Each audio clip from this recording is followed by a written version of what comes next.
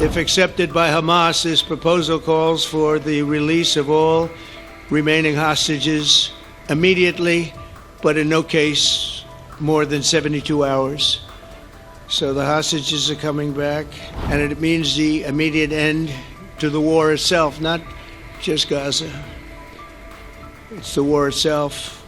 Under the plan, Arab and Muslim countries have committed, and in writing in many cases, but I actually would take their word for it, the people I mentioned, I'd take their word for it, to demilitarize Gaza, and that's quickly. Historic breakthrough in the Middle East. Israel and Hamas have agreed to the first phase of U.S. President Donald Trump's Gaza peace plan. Just a day after the second anniversary of Hamas's cross-border attack, indirect talks in Egypt have yielded an agreement on Trump's 20-point framework. The deal includes a ceasefire and a hostage prisoner exchange, potentially ending a devastating two-year war that has reshaped the region. Senior envoys from the U.S., Qatar, and Turkey facilitated the talks, adding momentum to the process. President Trump announced on Truth Social that all hostages will be released soon and Israeli troops will withdraw to an agreed line. Hamas confirmed the deal, calling for full implementation of the ceasefire. Israeli Prime Minister Netanyahu vowed to bring all hostages home, while details on timing and post-war administration remain unresolved. Gaza authorities report over 67,000 deaths since Israel's military response in October 2023. Around 1,200 people were killed in the initial Hamas attack, and over 250 were taken hostage. 8 more fatalities were reported in the last 24 hours, the lowest toll in weeks, as Israeli strikes temporarily eased under Trump's urging. Trump may visit Egypt this weekend to oversee implementation. Arab nations supporting the plan demand it eventually leads to a Palestinian state. Netanyahu opposes this, insisting Gaza will not become independent under foreign supervision. Hamas, meanwhile, wants a Palestinian technocrat government backed by Arab nations, rejecting direct foreign rule. While the first phase offers a glimmer of hope for lasting peace, major hurdles remain. The world watches closely as hostages may be freed and a ceasefire cautiously holds in the days ahead. So today is a historic day for peace, and Prime Minister Netanyahu and I have just concluded an important meeting on many vital issues, including Iran, trade, the expansion of the Abraham Accords, and most importantly, we discussed how to end the war in Gaza, but it's just a part of the bigger picture, which is peace in the Middle East, and let's call it eternal peace in the Middle East. So this is far more than anybody expected, but the level of support that I've had from the nations in the Middle East and surrounding Israel and neighbors of Israel has been incredible, incredible. Every single one of them. This afternoon, after extensive consultation with our friends and partners throughout the region, I'm formally releasing our principles for peace, which people have really liked, I must say.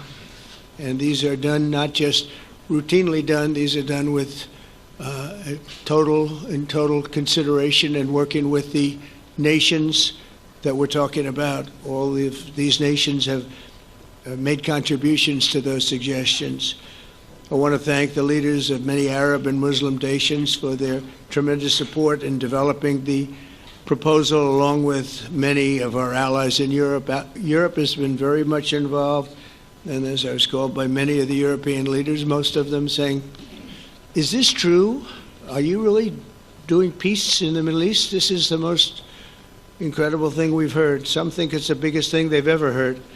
They called just to find out, was it just a rumor or is it actually done? And then they said, have you spoken to the Arab leaders? Have you spoken to all of the other leaders that we have to get? A lot of people involved in this one. I also want to thank Prime Minister Netanyahu for agreeing to the plan and for trusting that if we work together, we can bring an end to the death and destruction that we've seen for so many years, decades, even centuries, and begin a new chapter of security, peace, and prosperity for the entire region. And I want to just say that my meetings and dialogue that we had with so many countries, Saudi Arabia as an example, the king is a phenomenal person. The Emir of Qatar, he's an incredible people. UAE, and that's MBZ and ABZ. We're totally involved. These are the people that we've been dealing with and who've been actually very much involved in this negotiation, giving us ideas, things they can live with, things they can't live with. Pretty complex. I mean, after 2,000, 3,000 years, whatever it is, I guess it's got to be a little complex, or it would have been done a long time ago. The King of Jordan was with us, as you know, in the United Nations. The President of Turkey, President Erdogan, is a friend of mine, a strong man, but a good man. President of Indonesia, somebody who's an amazing leader, Prabowo.